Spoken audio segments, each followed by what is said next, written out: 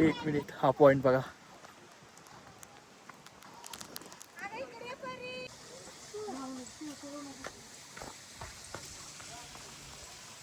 नमस्कार मित्रांनो, मी गणेश कदम आणि आज आपण आलेलो आहे सागरेश्वर वाईल्ड लाईफ सँच्युरी सागरेश्वर अभयारण्य येथे. आमच्या माहितीनुसार हे अभयारण्य डिअर्ससाठी खूप फेमस आहे. लोक असं म्हणतात की इथे डिअर्स खूप पाहायला मिळतात. आज थोडंसं मस्त वातावरण झालेलं आहे. थोडंसं ऊन देखील आहे आणि व्ह्यू एकदम बेस्ट दिसत आहे. थोडासा पाऊस देखील मधून पडत आहे. मी तुम्हाला पुढे व्हिडिओमध्ये दाखवेनच. आम्हाला खाली अशी माहिती मिळाली गेटजवळ की इथे 4-5 पॉईंट आहेत जे अगदी मस्त आहेत आणि एका पॉईंटवरून किर्लोस्कर कंपनी दिसते आणि एक असा पॉईंट आहे जिथून नदी दिसते, नेकलेस पॉईंट, आणि असा एक पॉईंट आहे जिथून ट्रेन देखील दिसते. तर व्हिडिओ शेवटपर्यंत नक्की बघा. एकदम मजा येणार आहे आणि आपण सगळे पॉईंट्स कवर करून जाणार आहोत. इथं खाली एक प्रभू श्रीरामांचं मंदिर दिसत आहे आणि खूप माकडं आहेत इथं. पत्र्यावरती, झाडांवरती खेळत आहेत. चला तर बघूया मग. आम्ही आता या पाऊलवाटेवरून खाली उतरत आहे आणि ही झाडं वगैरे जर तुम्ही बघितली, किती मस्त वातावरण आहे. हे झाड तर कित्येक वर्ष, कदाचित 100-150 वर्ष जुनं असावं आणि मस्त एकदम वातावरण झालेलं आहे. आम्ही सगळे आत्ता मंदिराकडे जात आहोत. मंदिराकडे जात असताना मला एक विहीर दिसली आणि खरंच खूप जुनी आणि मस्त विहीर होती ती.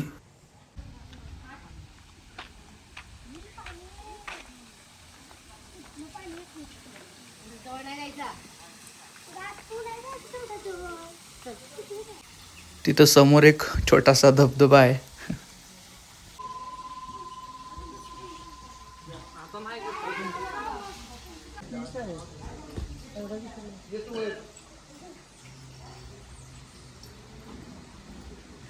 वरती जो धबधबा होता तिथून इथं पाणी येत आहे आणि आपण आता इथे पाय धुवून मंदिराच्या दिशेने जाणार आहोत. एकदम छोटासा हा झरा आणि त्याच्यामध्ये आपण आत्ता पाय धुवून मंदिराकडे निघालेलो आहे.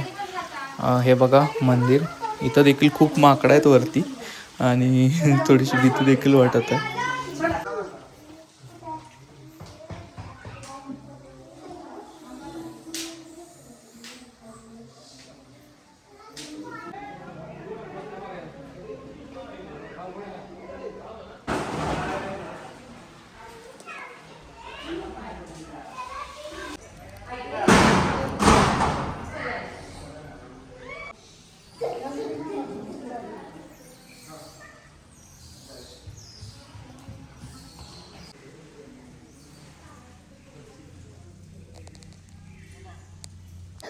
खरंच मला वाटत आहे आतापर्यंतच्या ह्या मान्सून सीझनमधली ही पहिली अशी ट्रीप आहे ज्यामध्ये मी एकदम निसर्गाच्या सान्निध्यात आलो आहे.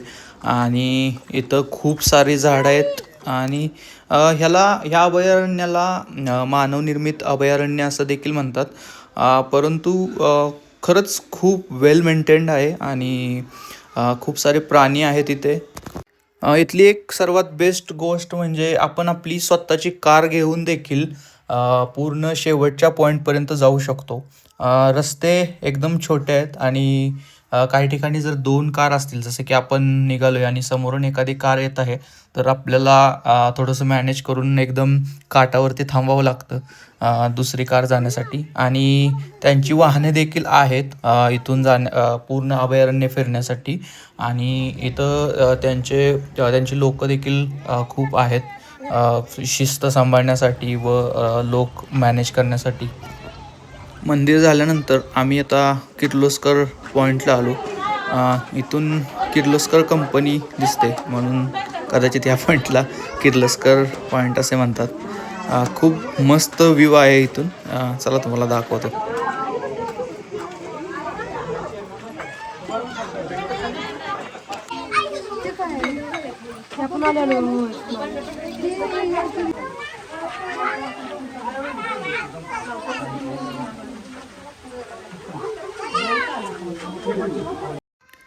किर्लोस्कर पॉईंट झाल्यानंतर आम्ही आता महागुंड पॉईंट म्हणून इथे एक आहे तिथं आलेलो आहे. हा पण खरंच एकदम मस्त पॉईंट आहे.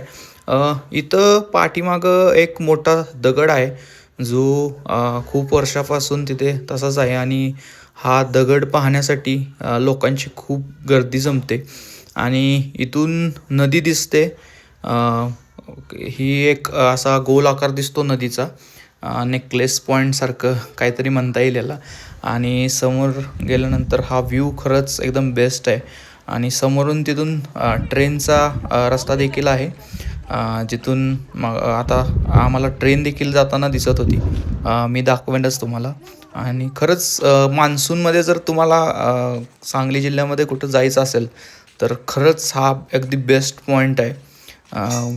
अ, मी तर ह्या पॉईंटपर्यंत आलो आणि इथं आल्यानंतर मला असं वाटलं की हा पॉईंट महाबळेश्वरमधला कोणता पॉईंट तर नाही आहे. पण मित्रांनो, खरंच हे महाबळेश्वर नाही आहे, हे आहे सागरेश्वर अभयारण्य, जे सांगली जिल्ह्यामध्ये आहे. तुम्ही मॅपला सर्च करू शकता. आणि इथली एंट्री फी म्हणायला गेलं तर आज आम्ही लकी होतो. 15 ऑगस्टमुळं आम्हाला फ्रीमध्ये एंट्री मिळाली. पण ह्याची एंट्री फी ₹50 आहे आणि जर तुम्ही कार घेऊन आलात तर कारची एंट्री फी ₹100 आहे. हे सगळे पॉईंट्स फिरून झाले आणि नंतर आम्ही ठरवलं की हे पॉईंट्स बघून झाल्यानंतर आपल्याला इथल्या जवळच्या मंदिरात जायचं आहे, ज्याच्यासाठी सागरेश्वर खूपच फेमस आहे. तर मग आम्ही मंदिराच्या दिशेने निघालो.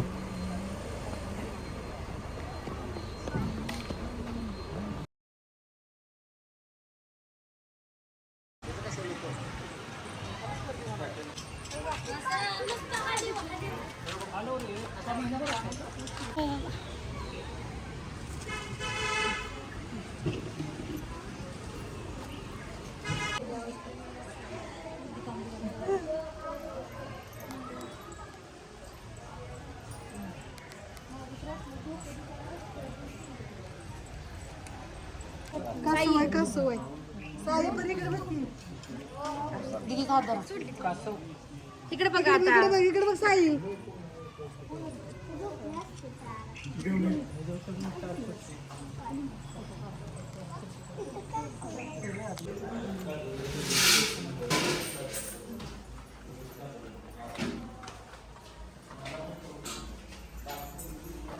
आजचा एक्सपिरियन्स खरंच एकदम बेस्ट होता. इथले पॉईंट्स खरंच खूप मस्त आहेत मान्सूनमध्ये व्हिजिट करण्यासाठी. मंदिर देखील बेस्ट होतं. अशाच व्हिडिओजसाठी आपल्या चॅनलला सबस्क्राईब करायला विसरू नका.